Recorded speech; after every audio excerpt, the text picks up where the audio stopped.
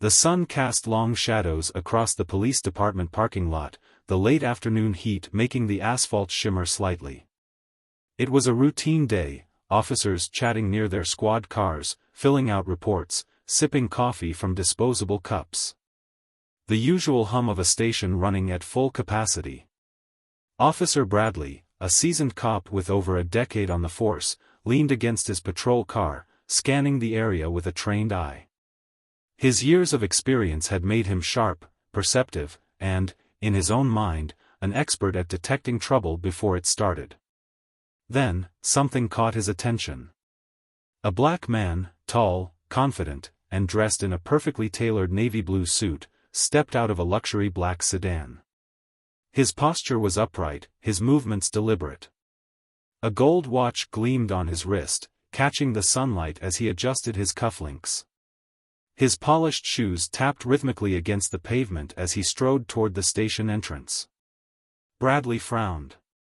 Something about this picture didn't sit right with him. The man walked too confidently for someone coming to a police station. He didn't look nervous. He didn't look like he belonged here. Bradley straightened, adjusting his belt.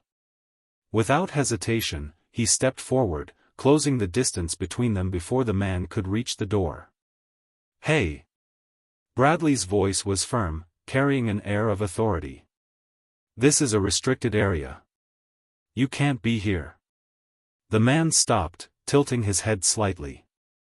His face remained calm, unreadable.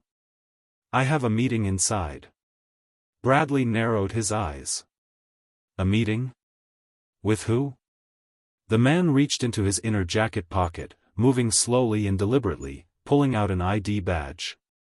Bradley's muscles tensed. His hand hovered near his holstered weapon.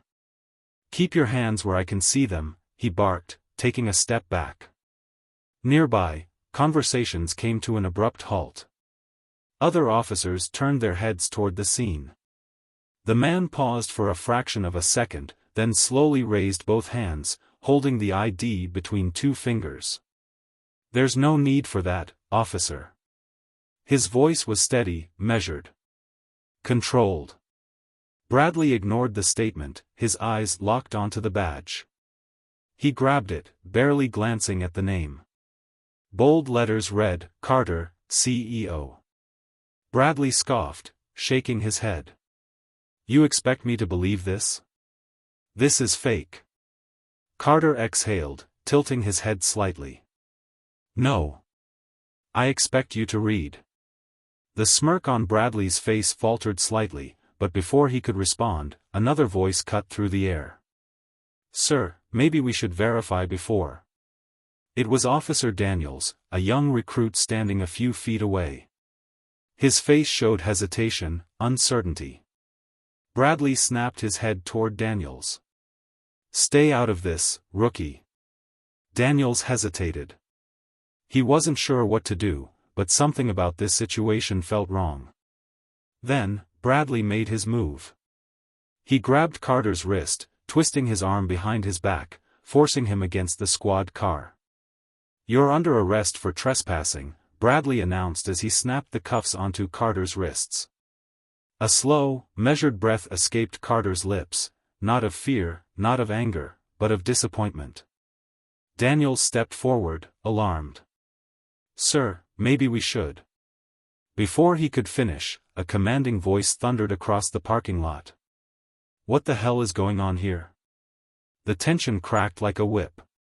From the police station entrance, a group of high-ranking officers emerged. At the center was Captain Reynolds, a man with decades of experience in law enforcement. His eyes immediately locked onto Carter. His expression turned to shock. "Mr. Carter?" Bradley stiffened. "Wait. You know this guy?" Reynolds' face darkened. "You just arrested the new CEO of the police department." Silence. A silence so heavy it felt like the entire world had stopped breathing. Bradley's stomach dropped. His mind raced. He looked at Carter again, really looked at him. Not as a suspect. Not as someone who didn't belong. but as someone above him. Bradley's hands shook slightly as he hurried to unlock the cuffs. "Sir, I didn't know." Carter rubbed his wrists, his eyes never leaving Bradley's. "No. You didn't."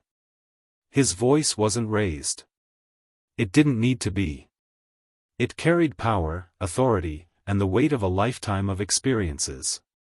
"You saw my skin before you saw my position. And that is exactly why I'm here." Daniel stood frozen. Other officers looked away. Captain Reynolds cleared his throat. "Mr. Carter, I sincerely apologize for this." But Carter wasn't interested in apologies. "This isn't just about me, Captain." He turned, his voice commanding the attention of every officer present. "This department has a culture problem. And starting today, that changes." Bradley already knew what was coming. Carter looked him dead in the eye. "Hand over your badge." The air grew impossibly still. Bradley's mouth went dry. "Sir, please, Carter extended his hand. Steady. Unwavering.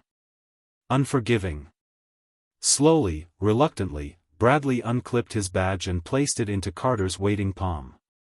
Justice had been served, not with anger, not with violence, but with absolute authority. Carter turned toward the department doors, pausing once. "This police department will no longer tolerate racism, bias, or abuse of power. If you can't accept that, leave now." Not a single officer moved. And just like that, a new era began. If you believe in justice, fairness, and real leadership, hit the like button and subscribe for more powerful stories like this. Tell me in the comments, have you ever witnessed injustice firsthand? Let's talk about it.